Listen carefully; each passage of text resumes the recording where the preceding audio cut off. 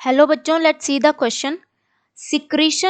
Secretions of which one ones is are essential for maturation and mobility of sperms. ठीक है, हमें ये चार ऑप्शंस दिए हैं: epididymis, vas deferens, seminal vesicle and prostate gland. ठीक है, तो इसमें हमें बताना है कि इनमें से किसी एक का सिक्रीशन या बहुत सारी साथ में मिला के सिक्रीशंस किस चीज के लिए असेंशियल, मैच्यूरेशन और मोटिलिटी ऑफ स्पर्म के लिए असेंशियल है. ठीक है, तो सबसे पहले हम क्या देखते हैं बेटा कि स्पर्म्स क्या होते हैं बेटा.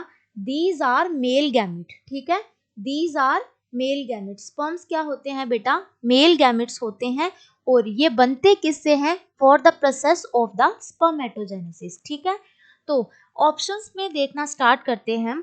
सबसे पहले है बेटा एपिडिडाइमस. एपिडिडाइमस के अंदर क्या होता है, एक सबस्टांस प्रेजेंट होता है बेटा जिसे हम बोलते हैं इमोबिलिन. ठीक है, इमोबिलिन नाम का एक सबस्टांस प्रेजेंट रहता है. ठीक है, अब हम देखते हैं कि एपिडिडाइमस होता कहाँ पर है. ठीक है, डायग्रामेटिकली समझते हैं बेटा. That is testis. टेस्टिस के अंदर ये सेमिनिफेरस ट्यूब्यूल्स होती है, यहाँ पर स्पर्म्स बनते हैं बेटा.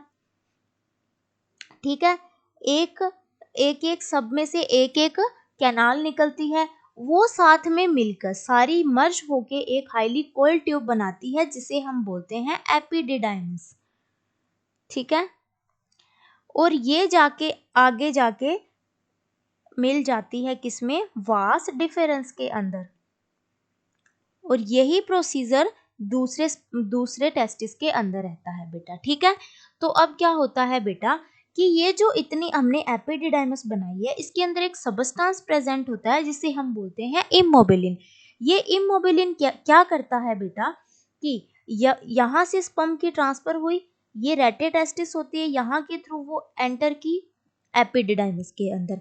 यहाँ पर क्या होता है बेटा, स्पर्म की मैच्योरेशन होती है, नेन स्पर्म स्टोर होते हैं. ठीक है, अब ये क्या करता है कि यहाँ पर स्टोर कैसे होंगे, मतलब देखो यहाँ से ट्रांसफर हो गया, वो तो ट्रांसफर होते रहेंगे नहीं, इनको स्टोर इमोबिलाइज कौन करता है बेटा, एक इमोबिलिन नाम का सबस्टांस होता है, वो इन्हें यहाँ पर इमोबिलाइज कर लेता है. कब तक, अंटिल इजैकुलेशन, मतलब वो इजैकुलेटरी डक्ट के अंदर तब तक नहीं जाते, जब तक नहीं जाते तब तक वो इमोबिलाइज हो जाते हैं. किसके थ्रू, इमोबिलिन के थ्रू. ठीक है, तो इसका भी एक सिक्रीशन है जो स्पर्म की मैच्योरेशन और वहाँ पे उसकी मोटिलिटी को इफेक्ट करता ही है कि वो मतलब नहीं जा पा रहा है, वो इमोबिलाइज हो गया है. ठीक है, तो एपिडिडाइमस तो होगा इसका.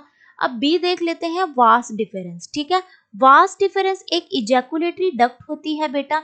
यहाँ से क्या करते हैं, स्पर्म मोबाइल कंडीशन में जाके ये यहाँ से जाके और दूसरी वास डिफरेंस दोनों मर्ज होके एक ट्यूब में चले जाते हैं जिसे हम बोलते हैं यूरेथ्रा. ठीक है, तो यहाँ पे स्पर्म की क्या होती है बेटा, मूवमेंट होती है. तो ये यहाँ पे क्या करता है, ये यहाँ पे स्पर्म की मोटिलिटी को शो कर रहा है. ठीक है, तो यहाँ पर ये भी होगा, ये भी अफेक्ट करेगा. Third is the seminal vesicle. ठीक है, अब मेल रिप्रोडक्टिव सिस्टम के अंदर मेनली 3 ग्लैंड्स प्रेजेंट होते हैं. First one is the seminal vesicle, second one is prostate gland, then third one is the bulbourethral gland. Okay, अब ये तीनों ग्लैंड्स क्या करते हैं बेटा, इनका सिक्रीशंस होता है और इनका सिक्रीशंस को क्या हम क्या बोलते हैं, सीमन बोलते हैं. अब इसके साथ स्पर्म भी हो जाएगा और वो क्या करेगा, यूरेथ्रा के through outside of the body, मतलब यूरेथ्रा से वो पेनिस के अंदर आ जाएगा और फिर वो इजैकुलेट हो जाएगा. ठीक है, तो ये भी वहाँ पे मोटिलिटी को शो करता है, इनके फ्लूइड्स भी ये सिक्रीट करता है, इनके सिक्रीशंस भी मोटिलिटी को इफेक्ट करते हैं. ठीक है, तो सेमिनल वेसिकल्स का भी करता है, प्रोस्टेट ग्लैंड का भी करता है. ठीक है, सो इन सभी के सिक्रीशंस इसको अफेक्ट कर ही कर रहे हैं. ठीक है, so option D is the correct option. Thank you बच्चों and all the very best.